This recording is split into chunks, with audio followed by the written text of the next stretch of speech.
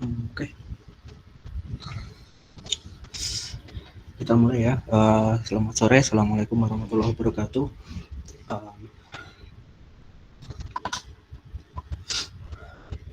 Oke, hari ini kita masuk ke normality. Jadi kemarin sudah saya berikan materi tentang normality, teorinya. Kemudian untuk hari ini kita akan membahas kita akan mencoba untuk menganalisis data ke normality test itu seperti apa. Oke. Sebelumnya data yang perlu kalian olah data yang akan kita olah untuk hari ini itu ada di Elma. Tadi di grup WA sudah saya bilang, sudah saya sampaikan untuk dibuat tabel sama seperti yang dicontohkan yang ada di tabel normality yang saya berikan. Jadi nanti kurang lebih bentuknya seperti ini.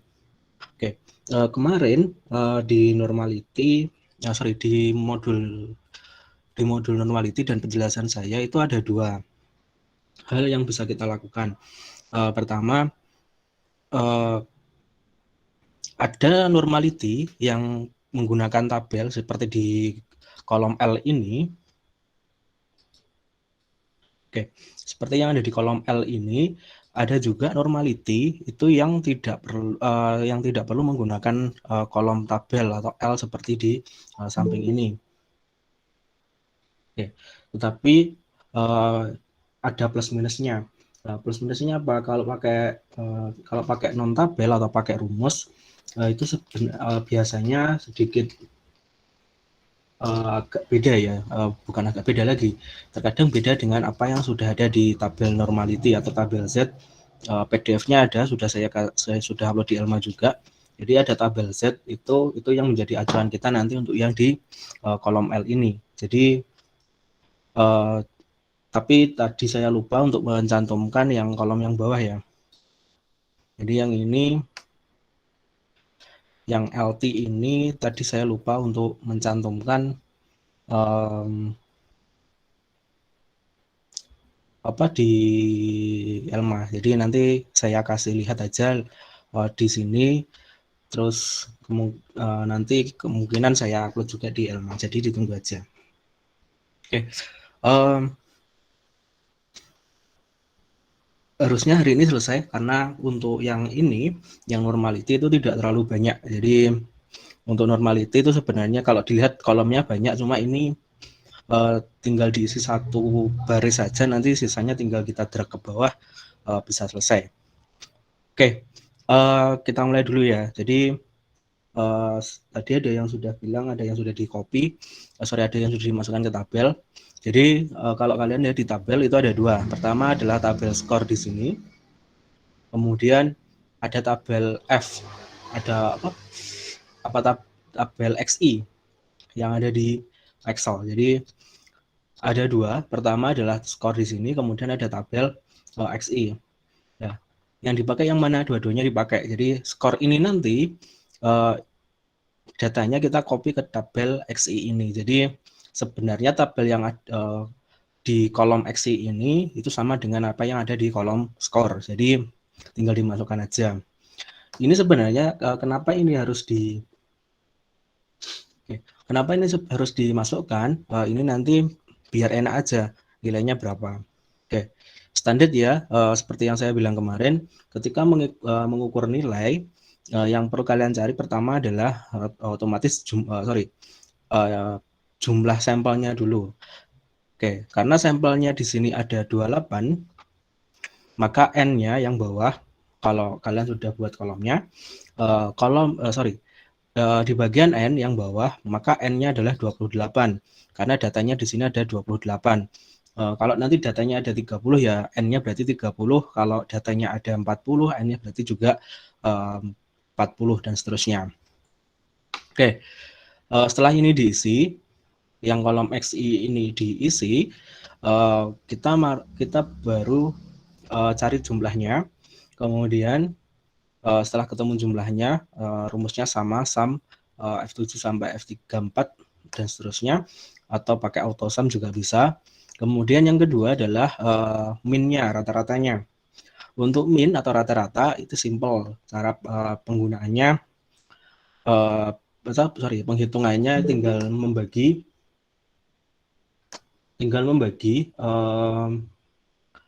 jumlahnya tadi, jumlah XI-nya tadi dibagi dengan jumlah sampelnya atau jumlah siswanya. Jadi 2182 itu tinggal dibagi ke 28 siswa. Nanti ketemu 77,93. Oke, sampai sini dulu ya. XI semuanya ke bawah selesai. Kemudian untuk S nanti standar deviasi kurang lebih rumusnya sama. Nanti saya kasih contoh gimana. Kemudian untuk tabel, untuk kolom itu pertama ada rank, kemudian ada XI kuadrat, XI sudah diisi dengan skornya ini. Kemudian XI kuadrat, kemudian ada ZI, kemudian FZI, kemudian SZI, kemudian FZI dikurangi SZI, kemudian ada tabel. Oke, teorinya gini, ketika ada kata ZI di dalam kurung ini seperti FZI dan SZI, maka otomatis yang kita cari adalah nanti SZI-nya dulu. Jadi begitu ZI ini ketemu, maka FZI dan SZI ini pasti ketemu. Sedangkan untuk FZI dikurangi SZI ini tinggal mengurangkan di kolom I dikurangi kolom J. Oke, sebentar dulu ya.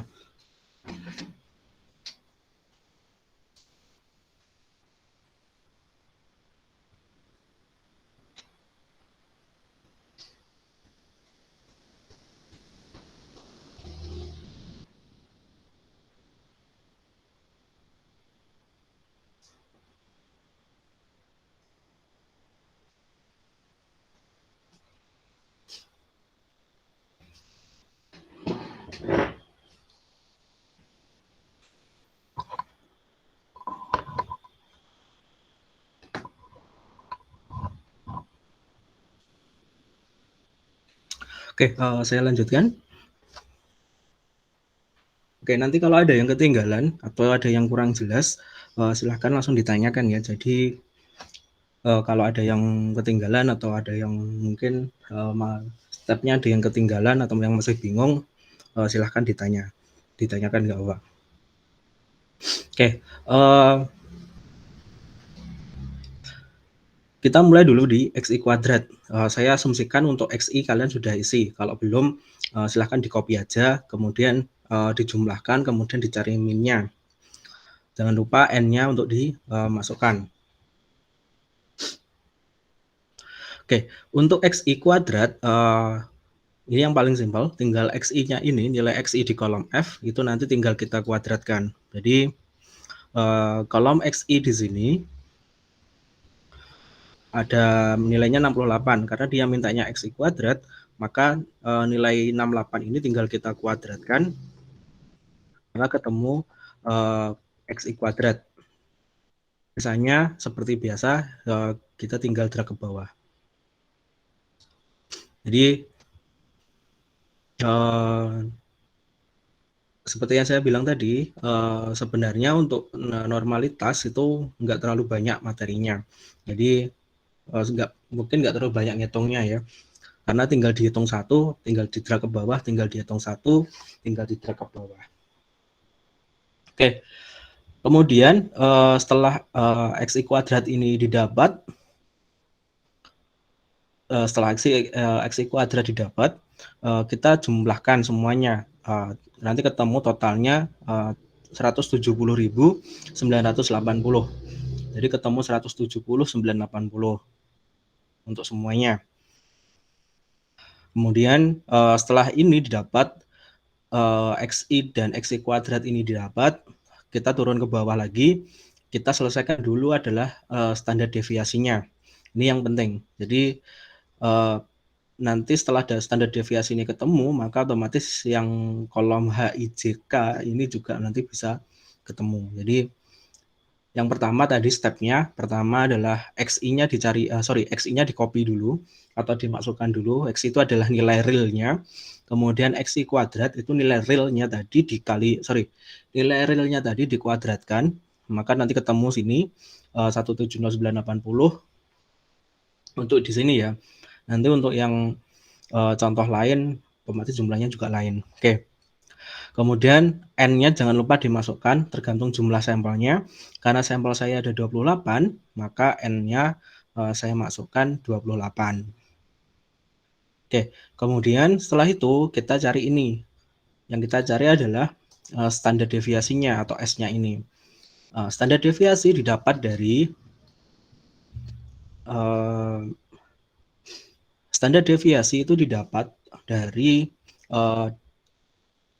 XI kuadrat ini, jumlah dari XI kuadrat dikurangi dengan jumlah dari XI dikuadratkan. Jadi yang XI kuadrat, jumlah XI kuadrat itu berarti jumlah dari semua XI yang sudah dikuadratkan. Tetapi kalau jumlah XI yang dikuadratkan berarti dia didapat dari jumlah XI-nya tadi yang dikuadratkan. Jadi bahasanya beda ya. Oke, jadi ada yang XI kuadrat, ada yang XI dikuadratkan. Kalau XI kuadrat itu biasanya tulisannya tanpa kurung, jadi cuma XI kuadrat. Tetapi kalau XI yang dikuadratkan itu biasanya tulisannya XI di dalam kurung, nanti ditutup kurung yang terakhir, di atas itu pasti ada tulisan kuadrat. Nah, itu namanya XI dikuadratkan. Kalau yang pertama itu XI kuadrat, kalau yang kedua XI dikuadratkan. Oke. Yang pertama adalah jumlah XI kuadrat yang kolom G dikurangi dalam kurung. Kenapa dalam kurung? Karena ini dikerjakan dulu. Jumlah XI yang dikuadratkan yang kolom F itu dibagi dengan N-nya. Jadi 170.980 dikurangi dalam kurung 2182 yang dikuadratkan. Jadi 2182 dikuadratkan, kemudian dibagi F40. F40 di sini adalah N-nya. Kemudian dibagi N-1. Oke, biar nggak ribet ya. Pertama, standar deviasi itu rumusnya semua sama. Standar deviasi itu pasti rumusnya sama, yaitu square root. Jadi akar kuadrat dari bla bla bla, pasti itu. Oke, pertama adalah square root, kalian masukkan, kemudian buka kurung pertama. Karena ini mencangkup semuanya, maka kita buka kurung lagi. Yang pertama kita masukkan adalah tadi sigma XI kuadrat yang ini, kemudian dikurangi sigma XI dikuadratkan, karena ini harus dikuadratkan, maka ini kita buka kurung dulu, kemudian kuadratkan. Jadi F35 ini XI-nya tadi, jumlah XI-nya tadi dikuadratkan, kemudian dibagi dengan N-nya.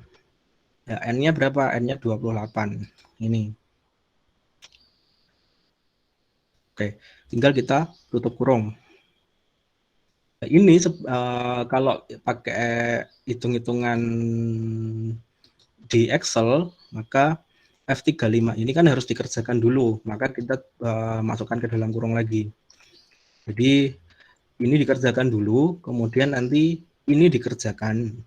Jadi setelah dikuadratkan, kemudian dibagi ke 28, baru nanti dikurangi dengan G35. Oke, ini kita tutup. Oke, sampai sini berarti ini rumus yang di atas. Maksudnya rumus yang di atas, rumus yang XI kuadrat dikurangi XI dikuadratkan dibagi N. Ini yang rumus pertama. Kemudian karena dia square root, tadi square root akar kuadrat dari bla bla bla, maka yang kedua adalah setelah itu dijumlahkan, kita bagi. Nah, pembagiannya adalah N-1. Nah, ini bisa kalian kurung dulu, dalam kurung atau enggak terserah. Biasanya enggak ngaruh sih. N min 1. Jadi tadi yang atas itu adalah G35 atau XI kuadrat dikurangi dalam kurung XI kuadrat dikuadratkan dibagi N. Kemudian dibagi lagi, ini yang besar, dibagi lagi N min 1. Kemudian kita tutup kurung seperti biasa. Untuk tutup kurung, pastikan kurung yang terakhir itu warnanya hitam. Kalau kurung yang terakhir warnanya belum hitam, maka masih ada kurung yang belum kalian selesaikan atau ada yang bermasalah. Oke, nanti pasti ketemu nilainya 5,90.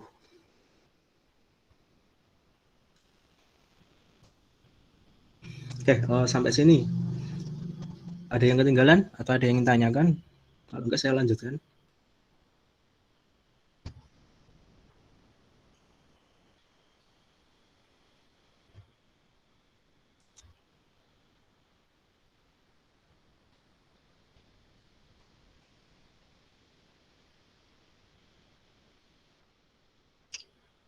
Oke, lanjut ya. Nggak ada yang ditanyakan.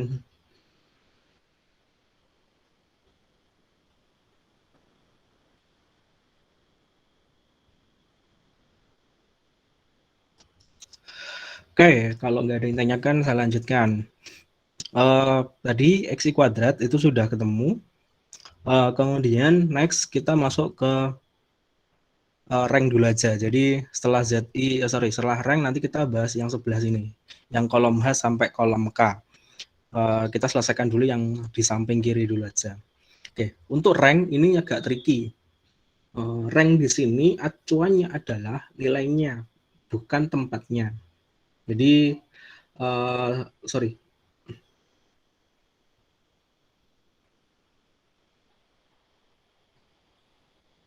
Oke, salah, sorry. Ada yang salah. Jadi, untuk rank itu kita lihat nilainya juga, tapi juga kita melihat apa tempatnya dulu. Jadi, kalau kalian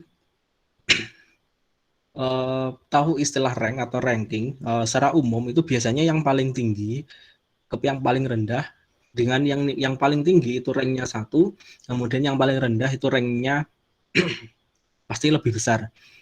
Tapi di normality test, ranking itu tidak berkaitan dengan besar kecilnya nilai. Jadi justru kebalikan dari rank secara umum. Kalau rank secara umum dari besar ke kecil, tetapi kalau rank di normality itu hitungannya dari kecil sampai yang terbesar. Jadi istilahnya apa ya? Seperti kayak tempat aja sebenarnya, bukan kayak rank pada umumnya di sistem nilai misalnya. Jadi nggak seperti itu. Jadi di sini ranknya, kalau kalian lihat di contoh saya, entah itu di materi di ELMA yang sudah saya berikan atau di sini, kalau kalian lihat nilai 68 ranknya itu 1, kemudian 70 itu ranknya 3, 72 itu ranknya 7, 74 ranknya 10. Jadi di sini bisa dilihat bahwa ranknya itu loncat-loncat, nggak urut. Misal 68 ranknya 1, logikanya 70 itu ranknya 2, kemudian 72 dan seterusnya itu ranknya 3, 74 dan seterusnya ranknya 4, harusnya seperti itu. Nah, di sini rank itu kita lihat adalah berapa jumlah nilai yang sama, kemudian jumlah nilai yang sama, misal nilai yang sama itu ada 4. Nah, nilai yang sama yang keempat itu terletak di nomor berapa. Jadi misalnya contoh nomor 1, nilai 68 di XI. 68 itu karena dia cuma 1 dan dia terletak di nomor 1, maka ranknya adalah 1. Kalian lihat di 70. Di 70 dia ada 2 nilai 70. Dia terletak di baris kedua dan baris ketiga. Ya. Nilai terakhir 70 itu terletak di nomor 3. Maka ranknya adalah nomor 3. Dan yang atasnya, yang baris kedua, baris nomor 2, itu ranknya juga ikut yang bawah yaitu 3. Jadi kalian lihat kalau ada nilai yang sama, misal nomor yang 72 deh. Yang 72 itu nilai sama ada 1, 2, 3, 4, 5. Ada 5. Nilai 72 pertama dia terletak di nomor 4. Kemudian nilai 72 yang terakhir dia terletak di nomor 7. Nah, ranknya yang dihitung adalah karena dia letaknya di letak 72 terakhir itu di nomor 7, maka ranknya adalah 7. Nanti kalian drag ke atas sampai tadi sampai tadi nomor 4 karena nomor 72 nilai 72 yang pertama itu terletak di nomor 4, maka kalian drag ke atas sampai nomor 4 itu nanti ranknya 7. Jadi sama ke bawah. Jadi untuk 68 itu ranknya 1, kemudian 70 itu ranknya 3, kemudian 72 itu ranknya 7. Kemudian sama yang ke bawah, 74 ada 3. Yang pertama terletak di nomor 8, kemudian yang terakhir, yang ketiga terletak di nomor 10, maka ranknya itu adalah 10, masuk nomor terakhir, tinggal di drag ke atas. Kemudian 76 itu ada 3. Nilai pertama terletak di baris ke-11, kemudian nilai terakhir terletak di baris ke-13, maka ranknya adalah 13, tinggal di drag ke atas. Kemudian 78 ada 1, 2, 3, 4. Nilai pertama terletak di baris 14, di nomor 14, kemudian nilai 78 terakhir itu terletak di nomor 17, maka ranknya yang dimasukkan adalah 17, tinggal di drag ke atas sama. Oke, kemudian seterusnya 80 sampai 90 silahkan dimasukkan sendiri, hitungannya sama seperti tadi.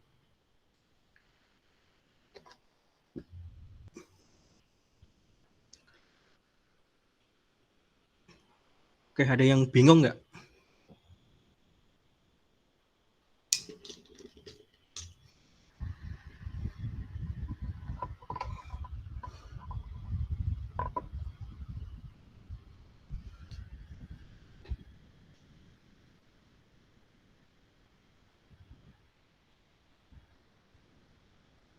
Ya, gimana? Ranknya udah belum?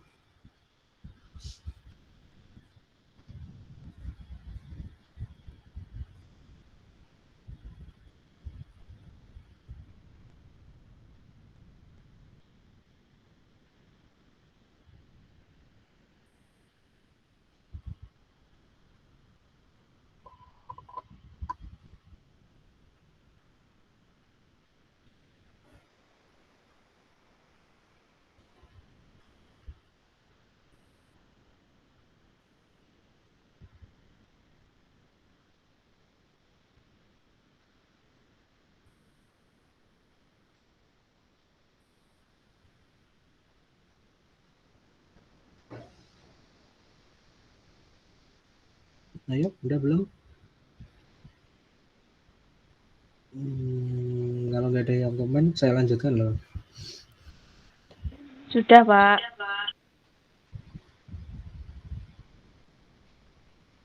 Oke, rank sudah. Next, kita ke ZI.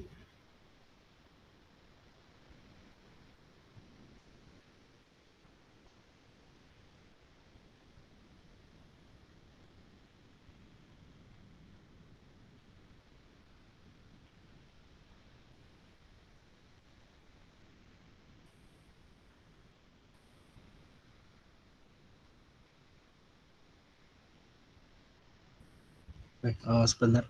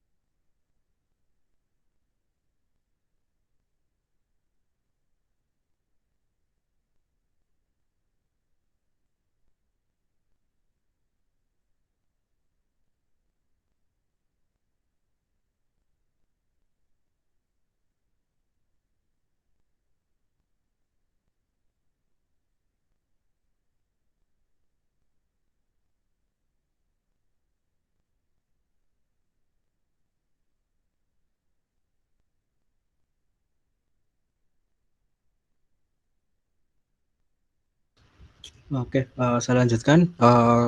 Next kita masuk ke kolom ZI.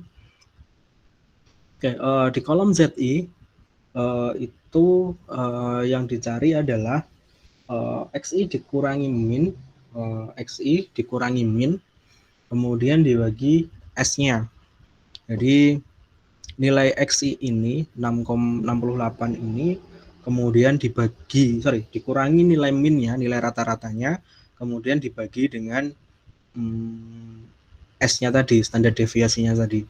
Jadi kenapa tadi saya di awal saya selesaikan dulu yang di bawah, karena standar deviasi nanti pasti digunakan untuk menghitung mulai dari kolom H sampai kolom K. Jadi salah satunya pasti pakai S, makanya kita selesaikan dulu yang di bawah. Oke, untuk ZI tadi adalah nilai XI ini dikurangi dengan minnya 77,93, kemudian dibagi standar deviasinya. Standar deviasinya adalah 5,9. Ya, ini dikurung dulu nggak apa-apa, karena pasti ada yang dikerjakan terlebih dahulu. Takutnya kalau tidak dikurung nanti F36-nya dibagi F38 dulu. Oke. Ini yang pertama. Kemudian karena ini nanti kita drag ke bawah, yang kemudian semuanya ini nilai XI ini harus dikurangi dengan nilai min dan nilai standar deviasi. Maka untuk minnya, nilai min ini kita kunci seperti biasa, pakai F4 atau FNF4 tergantung settingan komputer laptop kalian seperti apa. Jadi min sama n-nya kita kunci, karena ini sebagai acuan utama kita menghitung nilai ZI. Kalau nggak kalian kunci, nanti ketika kalian drag ke bawah, otomatis nanti F36 itu juga ngedrag ke bawah menjadi F37 dan seterusnya. Oke, setelah ketemu, nanti tinggal di drag ke bawah. Oke, kalau ketemu nilai min, nilainya negatif, it's okay, nggak masalah. Jadi pasti nilainya min, karena kalian lihat aja nilai rata-ratanya itu 77,93. Kemudian nilai yang di bawah, pasti ada nilai yang di bawah 77. Contohnya di sini nilai 76. Nilai 76 sampai 68 ini kalau dikurangi dengan nilai min, otomatis dia akan minus. Maka nanti minusnya ketemu di nilai 76 terakhir, itu minus yang terakhir. Jadi kalau ketemu nilai minus, nggak masalah.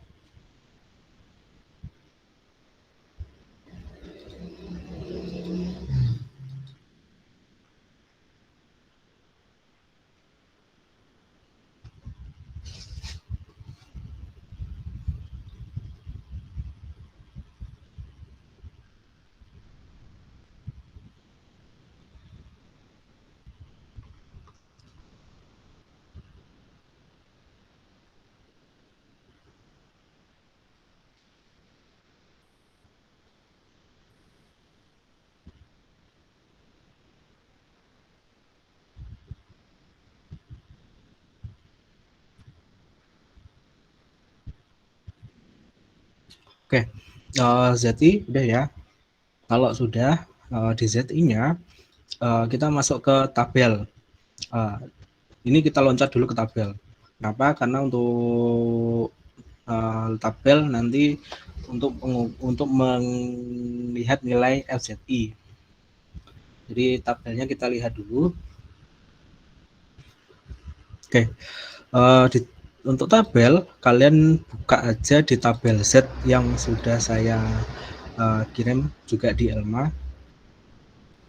Oke. Sebentar saya buka dulu.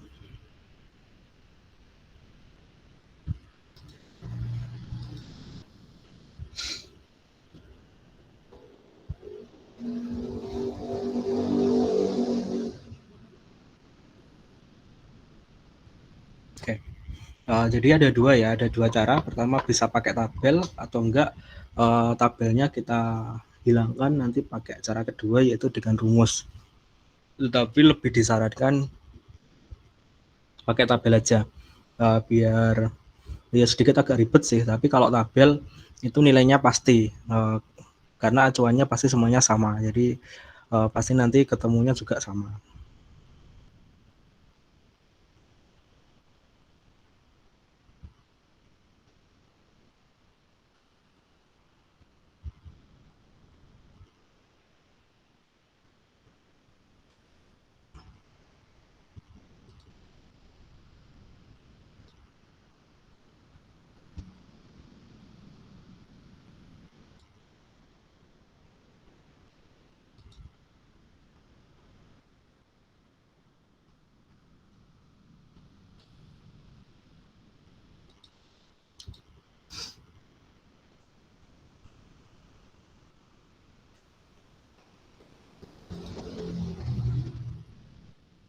Oke, ini tabel Z. Oke, ini tabel Z. Jadi untuk tabel itu, kolom tabel itu kita nyarinya di sini, di tabel Z. Oke, sebentar.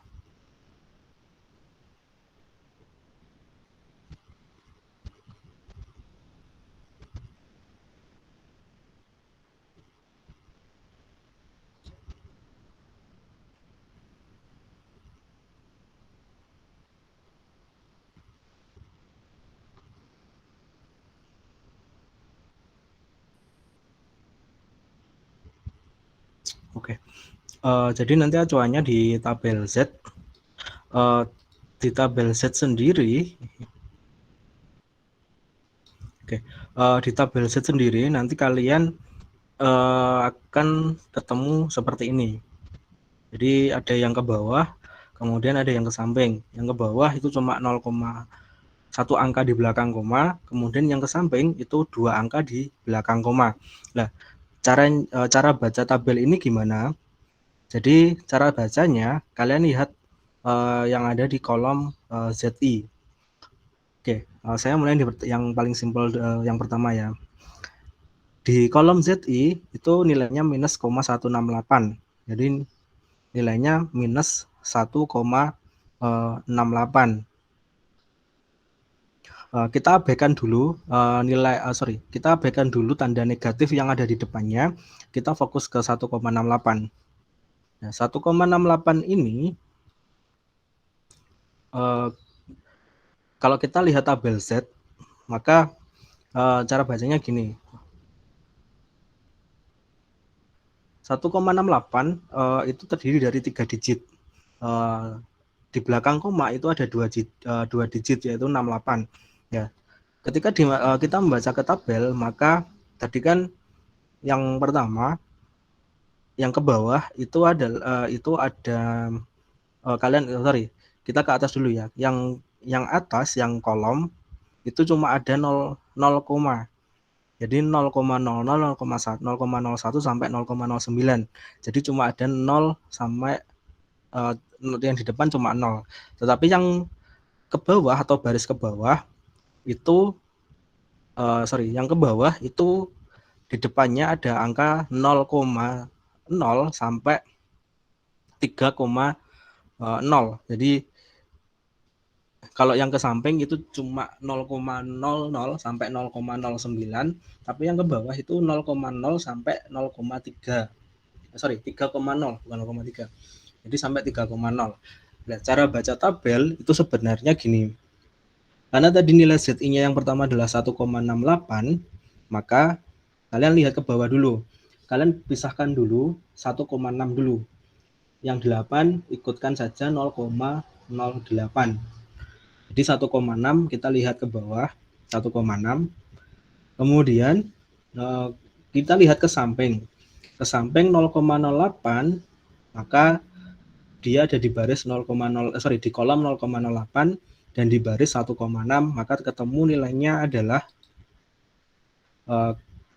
nilai untuk tabel di kolom FZI itu adalah nilai kolom tabel yang kita lihat dengan nilai yang ada di ZI, maka ketemu 0,4535. Maka itu nanti tinggal dimasukkan ke dalam kolom tabel.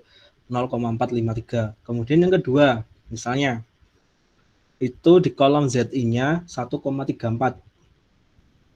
1,34. Nah, cara nyarinya di kolom ZI juga sama. Kalian pisahkan dulu 1,3, kemudian yang empatnya berarti itu 0,04 karena dia terletak dua angka di belakang digit kedua di belakang koma.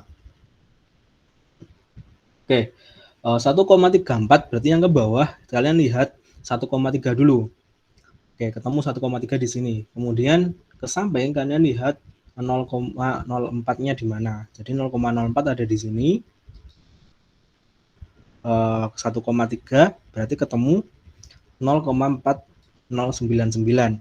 Nah, ini nilai-nilai yang ini kalian nanti kopikan ke Excel seperti ini. Jadi ini sebenarnya tulis manual. Jadi ini tabel yang ada di tabel ini dimasukkan ke dalam kolom tabel di Excel sesuai dengan nilai ZI-nya. ZI-nya tadi ada berapa, itu yang dimasukkan.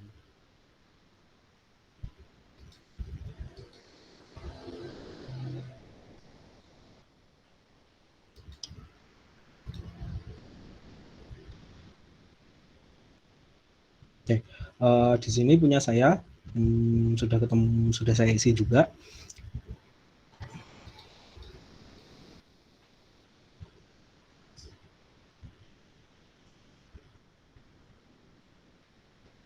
Kayak kalian daripada nyari sendiri, nanti untuk mencari sendirinya kalian untuk pelatihan aja ya. Jadi kalian lihat punya saya aja, kalian copy dulu, kalian tulis dulu aja nggak apa-apa di sini. Jadi kalian lihat yang di share screen saya, yang di kolom L itu silahkan dimasukkan ke kolom tabel di punya kalian. Oke, saya kasih waktu 5 menit ya. Nanti kalau sudah sampai nomor 17, kalian ngomong aja, nanti saya scroll ke bawah.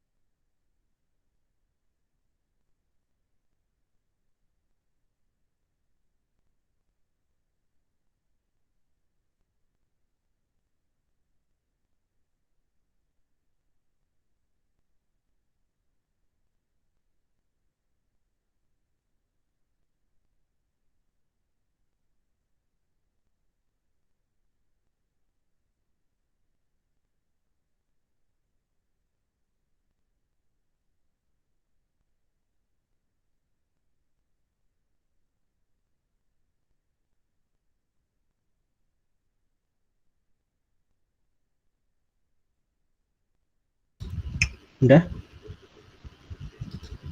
Sudah, Pak. Ke bawah sudah? 17 ke bawah? Sampai 28? Belum, Pak. Belum, Pak. Oke, itu dimasukkan dulu.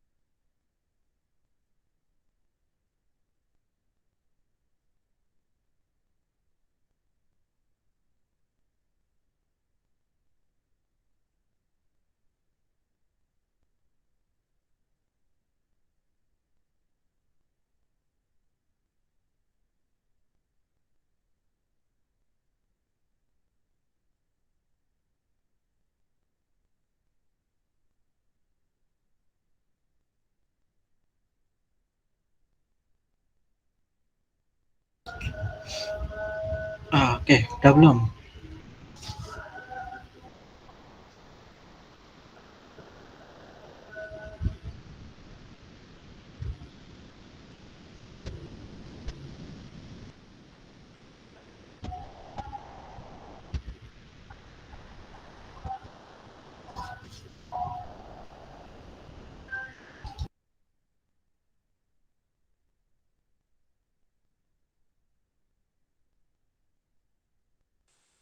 Pak, mau tanya, Pak. Tanya apa? Kalau untuk yang angka tabelnya itu, kan itu yang semisal angka 0,0040, jadi itu langsung membulatkan sendiri itu nggak apa ya, Pak ya?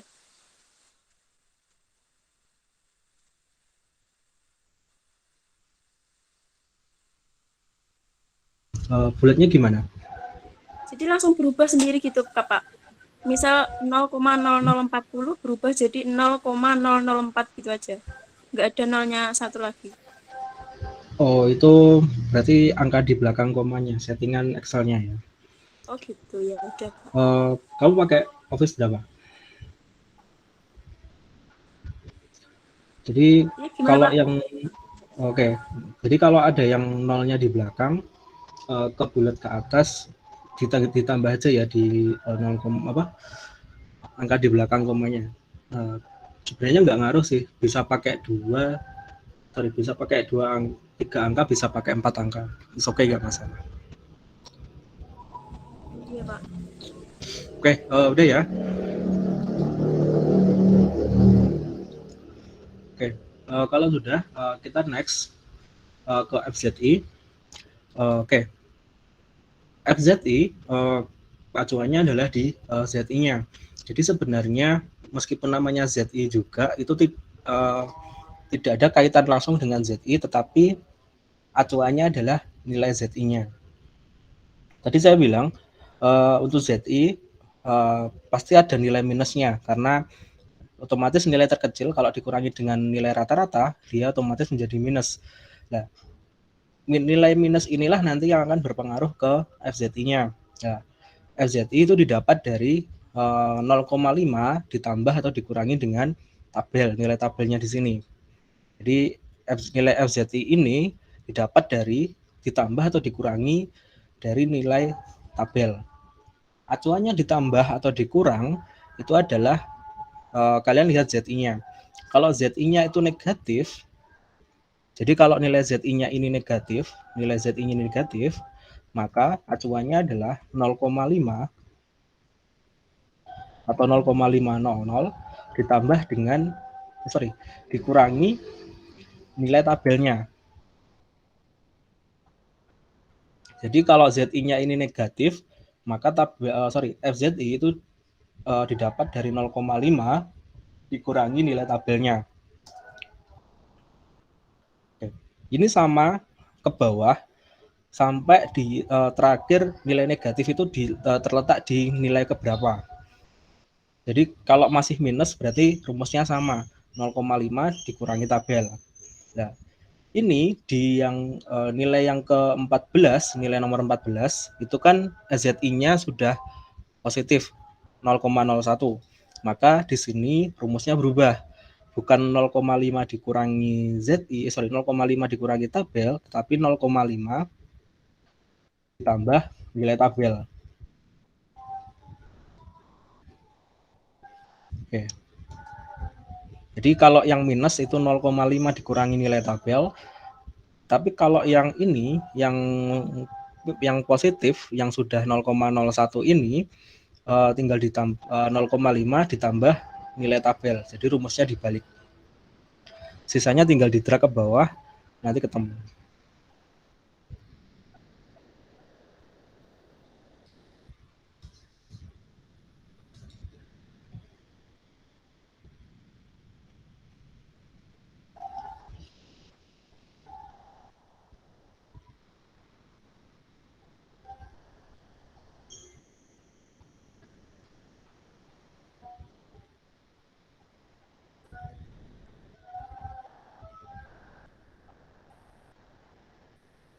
Oke, FZI sudah ya.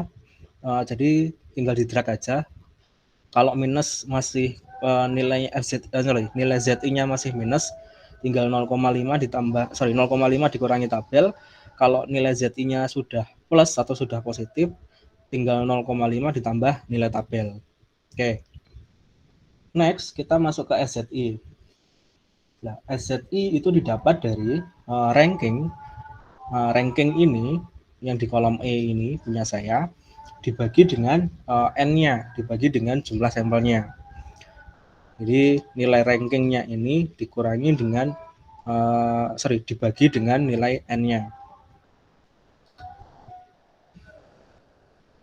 Jadi yang diambil bukan XI-nya, bukan nomornya ya, yang diambil ada rank-nya. Makanya di sini ada rank. Kemudian dibagi dengan jumlah sampelnya ada 8. Karena ini sifatnya sama, karena ini kita drag ke bawah, otomatis nilai N-nya ya kita harus kunci dulu, biar kalau di drag ke bawah nggak ikut ke drag juga.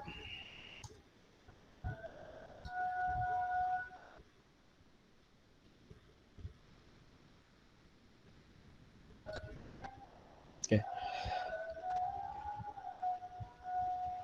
Kalau ranknya ketemu, yang rank ketemu 28 dibagi 28, maka nanti jawabannya pasti 1,00.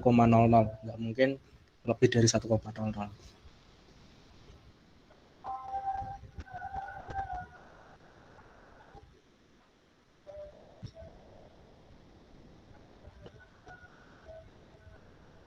Oke, FZI sudah ketemu ya. Jadi untuk FZI dan SZI itu rumusnya itu kalian hafalkan aja step-stepnya tadi. Kalau ini pakainya ini, maka ini yang dicari dulu, seperti itu biasanya. Jadi karena FZI tadi pakainya tabel, maka tabelnya diisi dulu.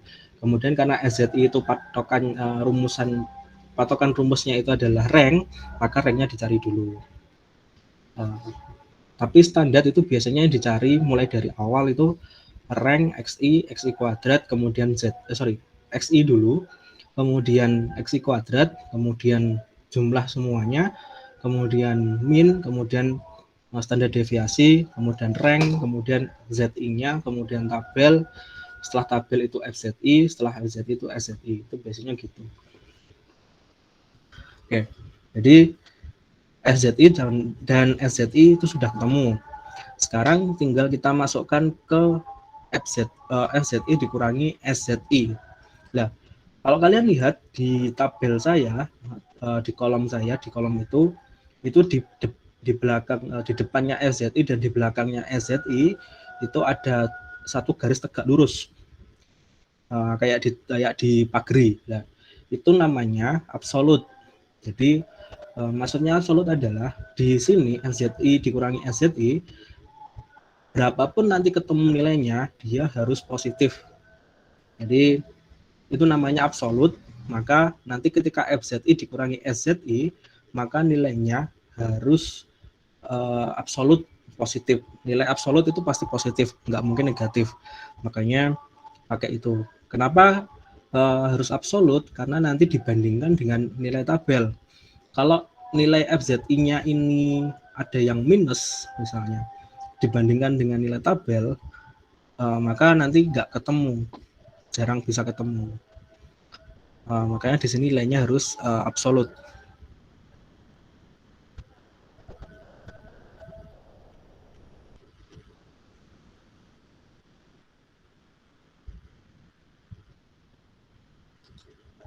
Oke, ini tinggal sama dengan, karena harus absolut, kita pakai rumus ABS. ABS itu absolute number. Jadi misal 3 dikurangi 7. 3 dikurangi 7 kalau di Excel nanti ketemunya pasti minus 4. Nah, itu di Excel, di sini di normality itu harus dibuat absolut, harus tetap dibuat positif. Maka 3 dikurangi 7, jawabannya harus tetap 4, nggak boleh negatif 4. Oke, kita pakai rumus ABS, kemudian tinggal dikurangi aja, FZI dikurangi SZI. Oke, tinggal kita enter, sisanya tinggal kita drag ke bawah.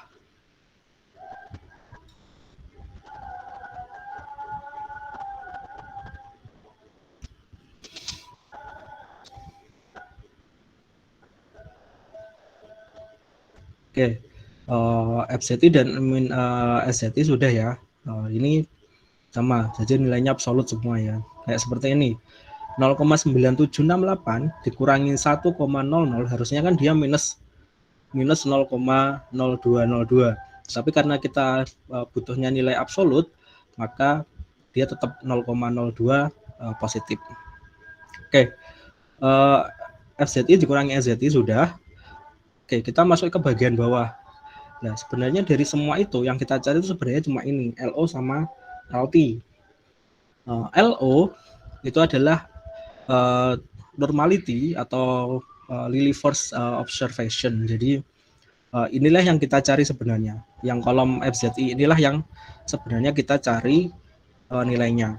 Ya. LO ini didapat dari nilai tertinggi yang ada di sini. Jadi dari nilai FZI dikurangi SZI dari dari nomor pertama sampai nomor 28, kita cari nilai tertingginya.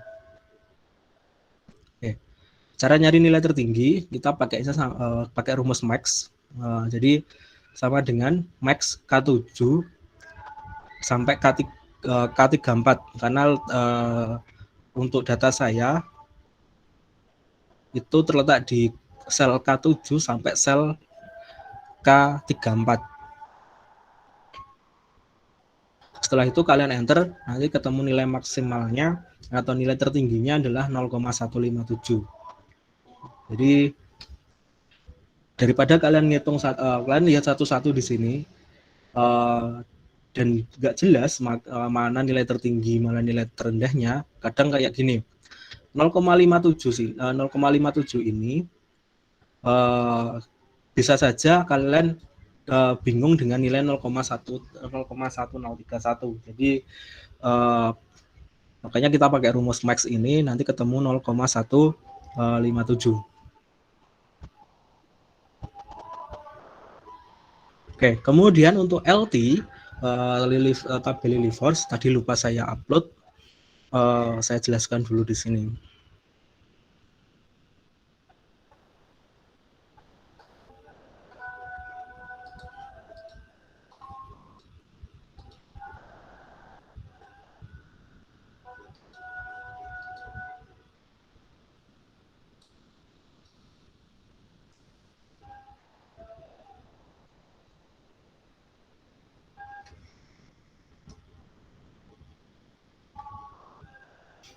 Oke, untuk tabel Lily Force itu kalian bisa cari.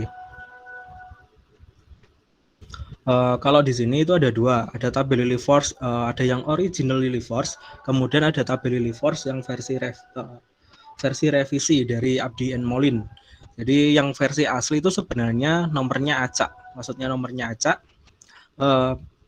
Dia sampel minimum yang bisa digunakan untuk untuk uji normalitas itu adalah nilai 4. Jadi jumlah sampelnya minimal itu 4. Kemudian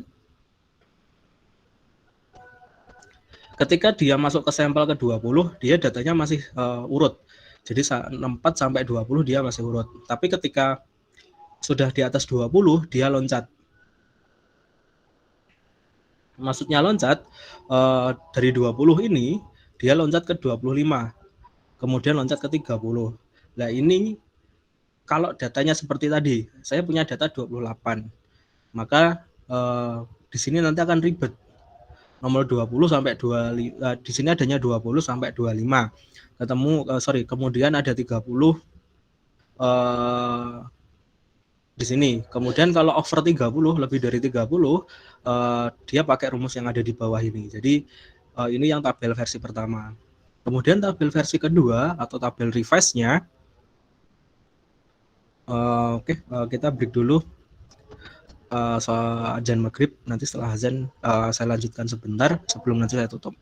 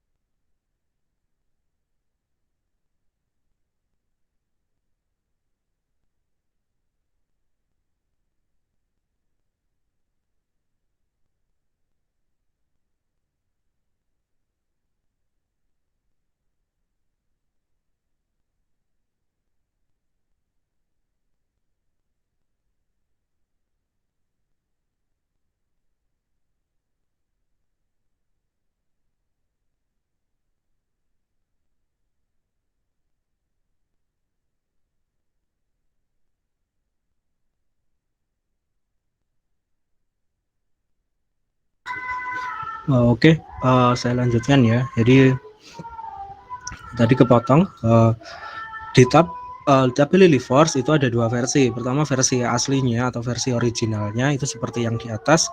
Jadi setelah sampel ke-20, ketika masuk ke sampel 25, kemudian ketika masuk ke sampel di atas 20, dia jatuhnya loncat. Jadi 20, 25, 30. Kemudian setelah 30 dia pakainya rumus ini.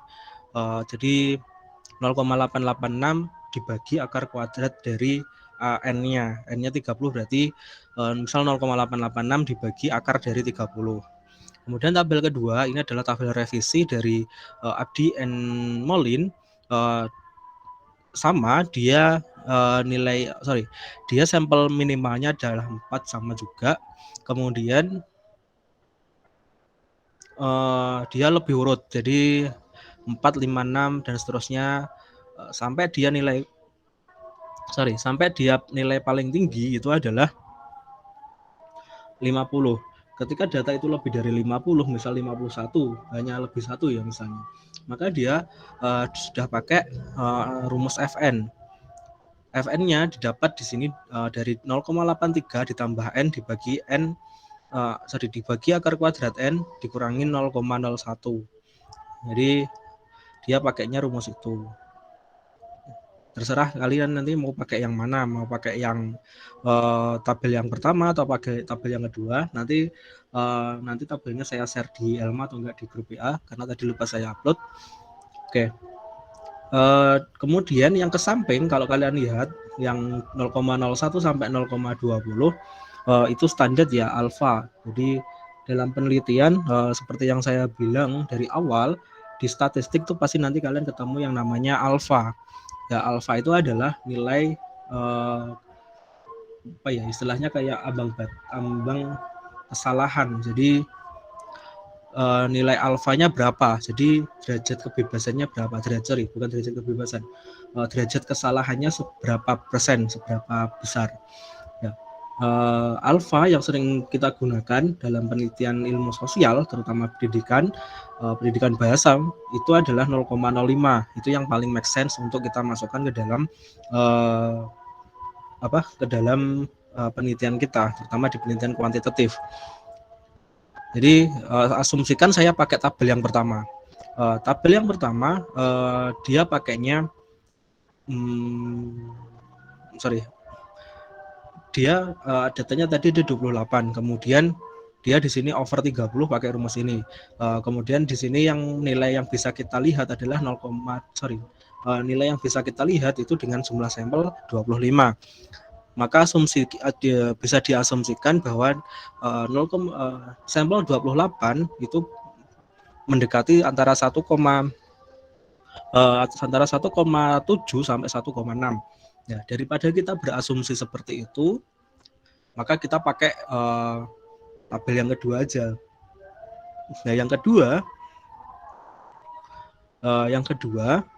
karena kita pakai alfa 0,05, kemudian N-nya 28, maka ketemu 0,1641. Ya, kita tinggal masukkan ke dalam sini, ke dalam LT-nya tadi. Tapi kalau kalian lihat punya saya asumsinya pakai 0,886 dibagi SQRT F40. Jadi saya tidak lihat tabel, tapi yang saya lihat adalah oke, sebentar.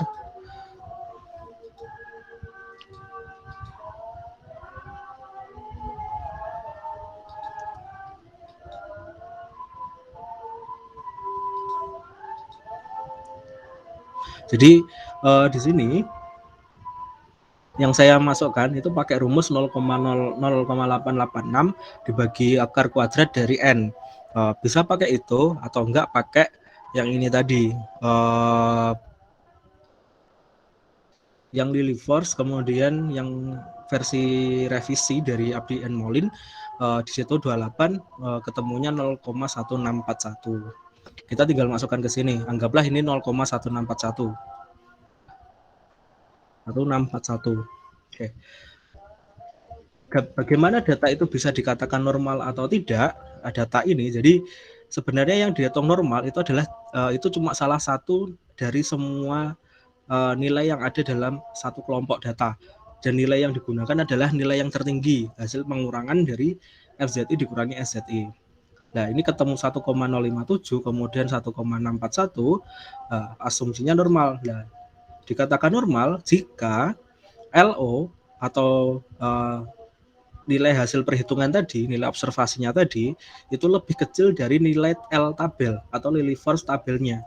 Jadi ketika L-nya itu lebih kecil dari LO-nya lebih kecil dari nilai Lilliefors tabel, maka dia dikatakan normal. Data itu normal. Tetapi ketika nilai LO-nya atau observasinya itu lebih tinggi dari nilai L tabel, maka data itu abnormal.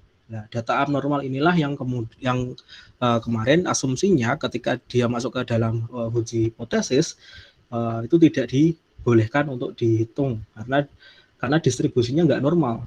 Maka ada kecenderungan ada hal-hal yang tidak bisa ditolerir atau karakteristik yang tidak bisa dimasukkan ke dalam uji T nanti. Maka harus ada istilahnya revisi baik itu dilakukan pengujian ulang atau dites ulang atau enggak, sampelnya kita ganti. Jadi sampelnya kita ganti yang lain. Jadi asumsinya bisa dilakukan tes ulang, tes soal ya, bukan tes analisis tapi tes soal, dilakukan tes soal sampai nanti ketemu nilainya, kemudian analisis normality lagi, ketemu nggak normal apa enggak. Kalau nggak normal dites lagi sampai ketemu normal, atau enggak asumsi kedua kita bisa mengganti sampelnya secara keseluruhan. Satu kelas itu kita ganti semuanya sampai ketemu yang normal itu seperti yang normal itu kelas yang mana, itu yang kita masukkan. Jadi normality dan di normality test ini seperti ini. Jadi ketika LO nilai tertinggi dari FZI dikurangi SZI dibandingkan dengan LT itu jauh lebih masih lebih kecil dari nilai LT, maka dia dikatakan data itu normal. Tetapi ketika nilai LO-nya tadi, nilai tertinggi dari pengurangan FZI dikurangi SZI lebih besar dari LT, maka otomatis data itu dianggap abnormal. Jadi normality seperti itu. Oke, selesai ya normalitas. Kemudian next week saya akan bahas tentang homogenitas. Jadi setelah normalitas, kemudian kita akan bahas tentang homogenitas. Nah, homogenitas itu seperti apa? Nanti minggu depan saya jelaskan. Kemudian cara ngitungnya gimana saya jelaskan. Ya, oke. Kalau kalian lihat data saya ini adalah data tesis saya, tesis S2 saya. Jadi kalau kalian lihat di bawah itu ada A1 sampai A2, B2, kemudian ada homogen. Ya, inilah data tesis gitu loh. Kita banyak banget melakukan uji normalitas untuk setiap data. Jadi setiap variasi data kita lakukan uji normalitas, kemudian ada uji homogenitas, baru kita masukkan ke uji hipotesis.